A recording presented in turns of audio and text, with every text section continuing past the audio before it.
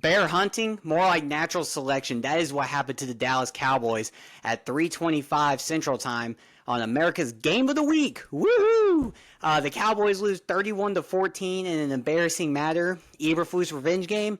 I think he should have just been left in Chicago. Caleb Williams pretty much had a perfect day. 19 for 28, 298 yards, and 4 touchdowns. Didn't get sacked once, and that's the first time in his professional career. With no need for introductions, we are the Cowboys game plan, and we're just going to get straight into it. It's an ugly game. It was an ugly loss, and we're just ready to break it down and move on. We'll just kind of start with the offense here, Mike. Kind of give me your initial reaction and kind of how you're feeling 24 hours later from this. To be honest, I don't feel like this is an offensive issue at all. The offense looked good. Javonte Williams looked good.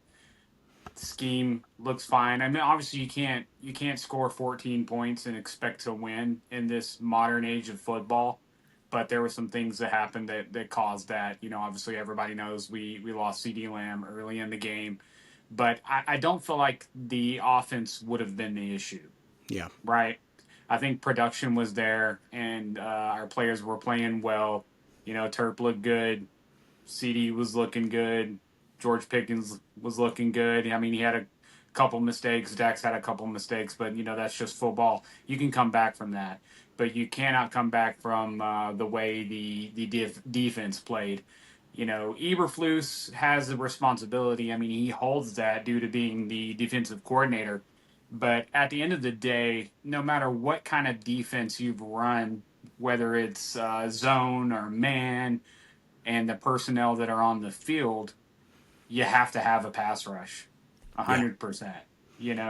And if you're running zone and you don't have a pass rush, the only difference is you're just waiting for windows to open up, and with a quarterback who can throw any throw that is required of him, he's going to find that window when he's given 5 seconds to do it, and that's kind of what happened. I think there was some defensive breakdowns, and I'm sure we'll get into it. I don't know if this is a personnel issue or if this is just, hero ball or confusion on the defense's part. But it's the back end of the defense that's causing most of that situation, aside from there not being much of a pass rush. Yeah, I mean, I totally agree. We talked about it in the pregame show for this game. You have to make Caleb Williams uncomfortable. And what was the number one thing the Dallas Cowboys could not do? And I saw the next gen stat or wherever I pulled it off Twitter today. 0 pressures, 0 sacks on this guy. And guess what he did? He got comfortable, and then he got cocky. You pointed out to me on the film, he did the little stomping thing and kicked the dirt back and just started rolling on us. I mean, just Right. no concern, no scaredness. I mean, Detroit scared them, and that's why they beat them. I mean, literally beat the brakes off of them. And Dallas just came out there and couldn't provide nothing to make them uncomfortable, and that's why our secondary got embarrassed. And I'm not saying that that's why the secondary's bad. I'm just saying that if you're going to make the secondary look better, you have to create some pass rush to speed up that clock in the quarterback's head. I mean, I really don't know where to start. It looked good the first defensive drive, and then it all fell apart. Just Diggs slipped on the first touchdown, right? Sure. So Yeah. you let that one go. And then, Right. then you had the trick play touchdown, which, that's a just defensive breakdown. And I'm sure you know more about that than I do, and we'll go over that later. But it's just one of those things where those were turning points. You're already down 14-3, and the game hasn't even started yet. We're not even in the first quarter yet. And then we get to the second quarter, and again, they drive down onto you, and they kick a field goal, which makes it, where are we at, 17-3 at that point? And it's just embarrassing. I don't even know what to say. I'm a loss for words for it. I didn't expect it, to be honest. I thought that Dallas was going to be able to come out there and provide a little bit of a fight and at least show that, yes, we let up a lot of points against the New York Giants, but against Chicago, we were going to at least find ways to get better from that. We squeaked away in a lucky one, and we were going to find a way to get better from that, but we have not. And even Brian Schottenheimer on the press conference today, right before all this, is that things are going to change, and I hope he actually sticks to his word, because things do need to change. I don't know if it's the scheme, I don't know if it's the personnel, I don't know if it's the coach, but something has got to change. You have provided 3 weeks of atrocious defense, and the offense cannot carry you through the season. They can get you far. Don't get me wrong. The offense is good. Now we've taken some injuries to it, but it's good. But you can't expect Dak Prescott to drop back 50 times and just to get you 28 points and just be slinging it the whole time. Now, some of the things I will point out is we were crushing them on the run. And I know we're kind of bouncing back between offense and defense here, but it's all just kind of wrapping together. On the offensive side, you had Javonte Williams, who had 10 carries for 76 rushes, so he's basically averaging 7 yards a carry, and they got away from it. I mean, I don't understand why. I mean, I get it. Maybe it's more in the heat of the moment. You know, Schottenheimer calling plays for the first time in a long time, and you got caught up in the moment, and you started getting pass happy and trying to, kind of climb your way back into the game. But I also do understand when you're down 14-3, you really got to get things moving because you can't just take your time. You can't do what the Bears did to us in the third quarter, which was a 19-play drive, 9 minutes, and just utterly destroy your soul. Well, I think it was a knucklehead play when you have a running back who's running as well as he is to take your superstar wide receiver and line him up as a running back. No wrinkle in the play, no design concept, run blocking scheme of any kind. You just straight up set him back there and say, we're going to run the ball with CeeDee Lamb, and you run the ball with CeeDee Lamb. And he gets hurt. I can't comprehend that. I get it. I understand it, but I'm not with that. That is a risk you probably shouldn't take, and I guarantee you, it could have just been a normal tackle and he'd have been fine. But we wanted to improve the running game, and we did that. So, I think that was a risk that was definitely not necessary, at that point in time. Yeah, no, I agree. I mean, it's one of those things where even if he didn't get hurt, I mean, why is he back there? I mean, that's just my personal opinion. If we were struggling and we had Zeke back there and Rico Dowdle, okay, fair game, like whatever. But having CeeDee Lamb back there, and I'm kind of confused on the whole play. I wish I could get like more of a breakdown from Shoddy what happened there because Dak killed it. And maybe Right. Dak says kill, kill, kill for maybe no reason, just to throw people off. And then you see the handoff, and you see like a little bit of confusion on the handoff from where it's going. So I don't know. I don't know if it was meant to be a play that we talked about, like pulling guards or something, and then Dak Sure. killed it. Maybe not realizing CD was back there. I Yeah. don't know. It But it's just a looked. Turpin play. That's Yeah. something they've worked on all off season. Those plays are created and designed with Turpin in mind, and I mean Bears do it too, so I get it. Yeah. They line DJ Moore and Zacchaeus up back there all the time. I don't want to say that I saw this coming or that I expected this to happen, but here's what I do know: this is the Dallas Cowboys, right? The most popular team in the National Football League. Everybody is going to play Dallas and empty the clip every time. They're going to give us everything that they've got. So it's going to be like this all season. So they need to keep Mhm. that in mind. Nobody's going to give them the mediocre, putting or playing with a 7-iron, as it's been stated. You're going to get everything they got. So these guys have got to be prepared for everything to come out of the bag of tricks, because that's exactly what happened. Offensively, that's one thing. I think that can maintain and sustain. My biggest concern is in review of the film, which, like you said, we will discuss later in more depth. I don't know where the focus of the issue really sits. We saw breakdowns on the defensive line. We saw breakdowns at linebacker. We saw missteps by cornerbacks. We saw blown coverages and confusions in our safeties, and all in between and any combination thereof at the same time. So Yep. it's like you can't just say one thing is going to fix this. And that's frustrating because until we can prove that we can actually slow down an offense or stop the big 40-yard plays, that's what we're going to be dealing with every game. Yeah, and it doesn't get easier. The film's there now. It's not like Sure. it's like one game. I mean, Yeah. look at the Giants on Sunday night. They couldn't throw a moon ball to save their life. So No, it's not like something where Russell Wilson just had that great of a day and we survived a legacy game. We are just that bad in the secondary right now. We are just getting burnt that bad. And I, sure. like you said, in that we're gonna do that film review and show it to y'all tomorrow, but or on Wednesday, my bad. But it's one of these things where it's confusion. Are we overplaying the scheme? Are we overthinking the scheme? Maybe we do need to Right. make things simpler. Maybe we need to go back to the bases, play base defense, and send some blitzes, and work our way up to the complex parts of the zone scheme. I've Right. never seen If it. it's It even has that not been this complex. bad. Right. Yeah, it has not been this bad since 2020 when who was it? Mike Nolan was here and we were Right. atrocious that year.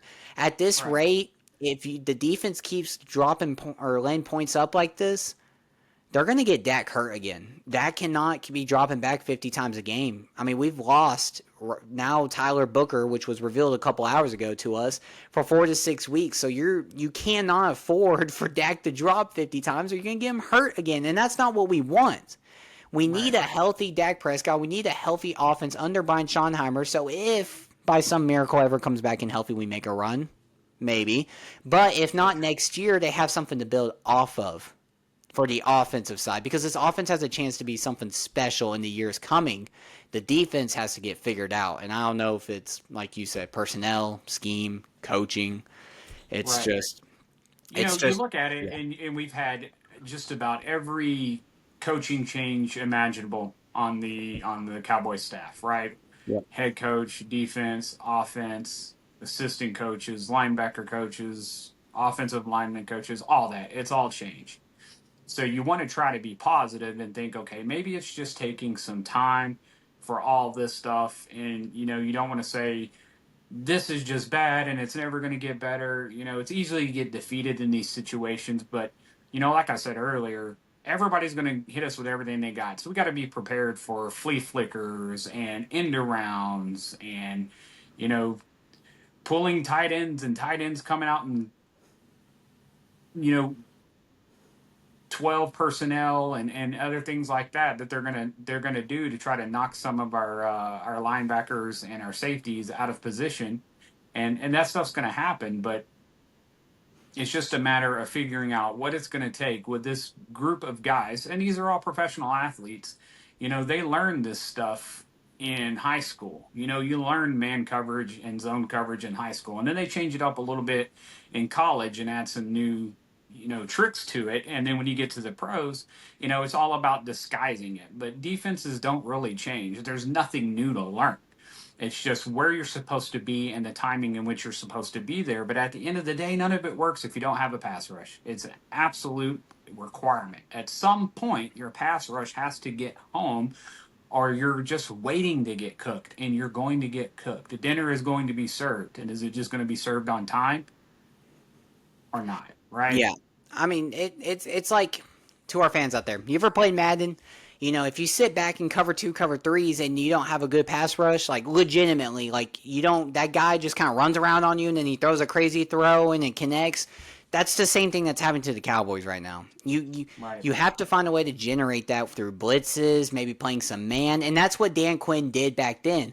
But Dan Quinn didn't have to do blitzing as much because he also had Micah Parsons, which it's okay Right. that you don't have Micah Parsons, but you gotta find a way to make that up. And now after 3 weeks, you've learned that, which I highly valued those second round picks, and I was wrong right now. I am wrong. So you got to find another way to do it. Javion Clowney's going to come in, but he's not going to be the answer. He may help, but you got to Right. find a way to relieve that time. And I think it's going to be through a schematic standpoint of blitzing and saying, you know what? You're just going to have to throw it quicker than my guy can get there to you. And I Yeah. can live with those Yeah. kind of games. If I saw a nickel blitz, a linebacker blitz every time, and I knew they were putting effort on trying to get pressure, and then we were still getting beaten, then I could be like, okay, it's a secondary issue. Trayvon Diggs can't cover nobody. DeRon Bland can't cover nobody. Donovan Wilson can't stay over the top of anybody. But I can't point it out because there's nothing. It's all bad. It's all bad from top to bottom. Right. All bad.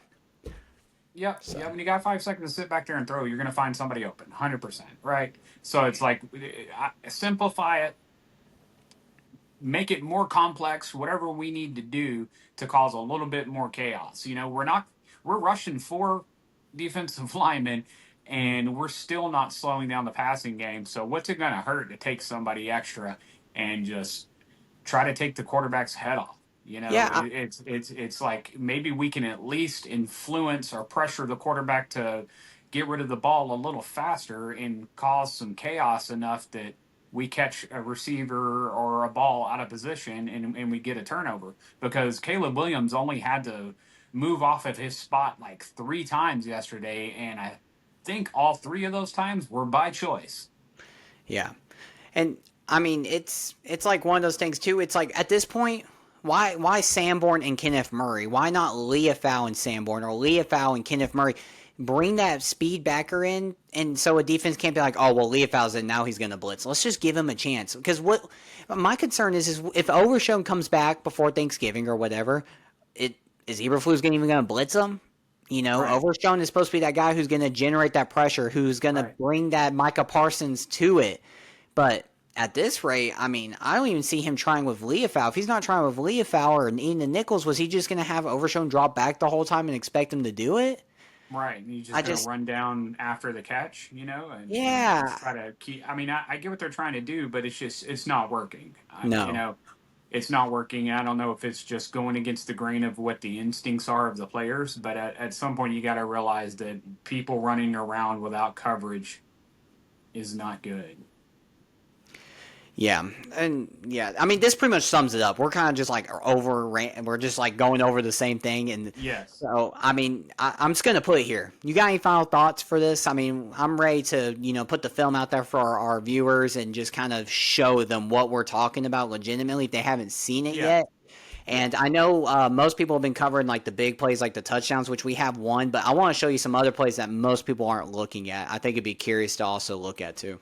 Yeah, there's definitely some other things that built the momentum that caused those touchdown plays to happen, and that's kind of what we're talking about. And like we said, it goes everybody's responsible on this. But to sum it all up, I'm disappointed. Yeah, it's early in the season.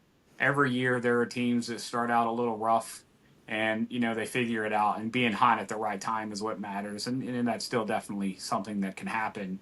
But they're definitely not going to be able to walk out onto AT&T Field next week with the exact same game plan that they had in Chicago and expect a different result. That is, by definition, insanity. 100%. And so hopefully that changes. If not, I guess we're in for a very long season, and I pray that no one else gets hurt because that is what's going to be a result of it. Is people are going to start getting hurt on the offensive side because they're going to be just trying to drop back the whole time.